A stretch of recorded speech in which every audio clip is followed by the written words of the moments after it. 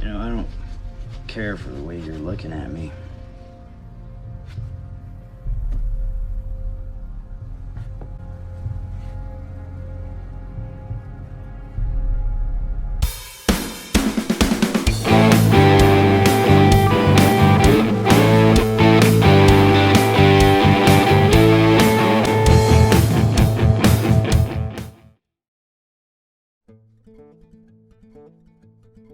When I think of Kiefer Sutherland, I think of Young Guns.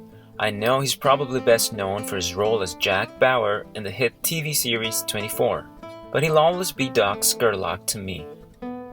As a kid growing up in the 80s and 90s, Young Guns was and will always be one of my favorite movies of all time. So when I saw that Kiefer was back playing a cowboy again, I was intrigued to say the least. Seeing him in a cowboy garb on the poster sold me on seeing the film.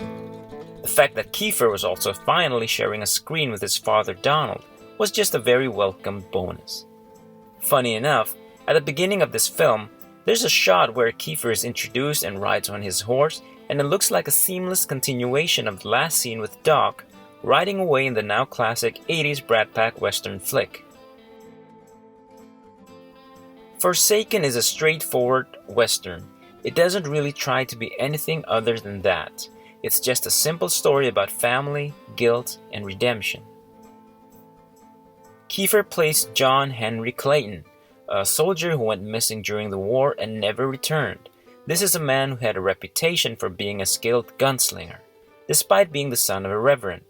After 10 long years, John Henry finally decided to return home, only to find that his mother had sadly passed away. From the moment he reunites with his estranged father, we could tell they had a lot of unresolved issues between the two of them. However violent he was in the past, John Henry wants to leave all that behind him. His days of killing men, no matter the reason, are not traded for working hard on the field every day to start a new life. Sadly, fate has another plan in store for him. The railroad company has been aggressively buying up the land and has even hired very dangerous men to scare off those who do not want to sell it. Brian Cox plays McCurdy, the man who is responsible for all the recent ongoing violence in town. As expected, it was just a matter of time until our protagonist was mixed up in all this mess. Even though he sees how McCurdy and his gunmen are terrorizing his town, John Henry tries his absolute best to never draw another pistol again. This is basically the story of the movie. Like I said earlier, there's not much going on in this film other than a very simple and straightforward classic narrative of a former gunslinger forced to pick up his guns one last time. And if that had been the only thing this film had to offer, then I probably would not have been as invested in it. There are countless other movies with that tired concept already. Luckily, director John Cassar and screenwriter Bad Merman know that this film cannot be solely about that. What ultimately draws the audience in is the dynamic between Kiefer's character and his pa, played by the actor's real-life father. This is what grounds the movie and what makes it endearing as well.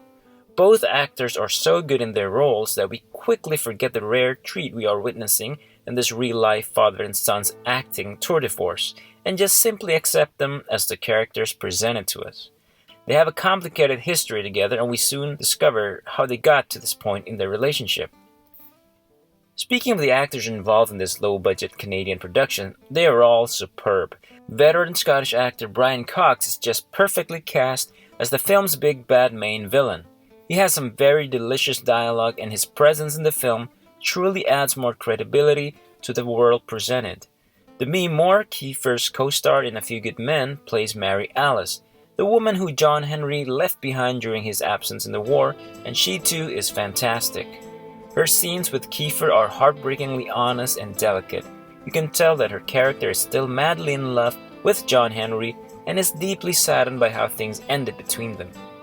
The rest of the supporting cast is great, namely Aaron Poole as the despicable and hot-headed hired gun who we just love to hate. But for me, the standout performance comes from the brilliant character actor Michael Wincott. He's usually cast as the stereotypical bad guy. You may remember him from iconic roles like Robin Hood, Prince of Thieves, or The Crow, and he even co-starred with Kiefer Sutherland in the Three Musketeers movie all those years ago. Fortunately, his role as Gentleman Dave is more nuanced and more layered than your typical antagonist. Wincott does not get plenty of screen time, but whenever he pops up, he just elevates the film.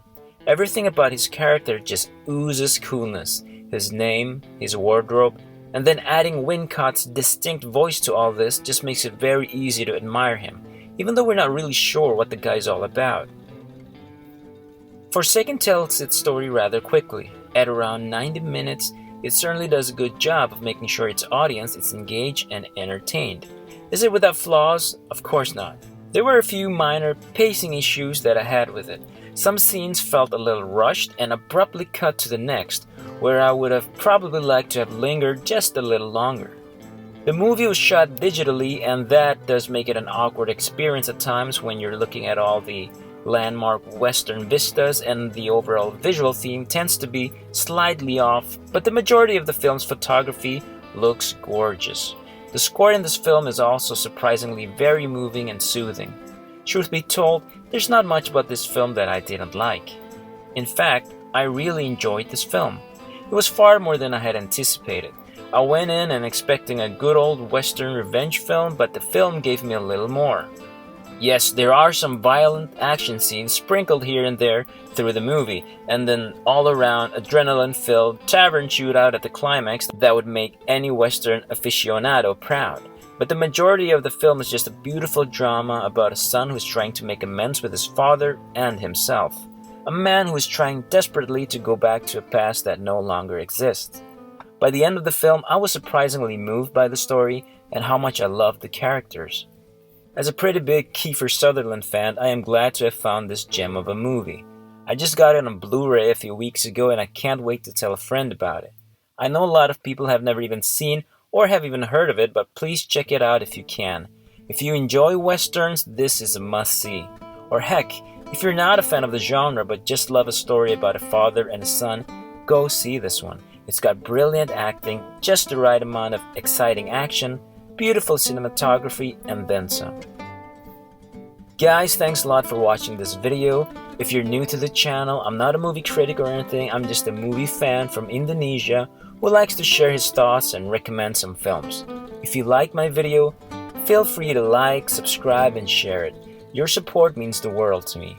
Please let me know what you guys thought of this film. Did you like it? If you haven't seen it, are you interested in watching it? Do you have a movie you want me to review? Leave your thoughts in the comments below. Thank you, and I'll see you in the next video. Cheers.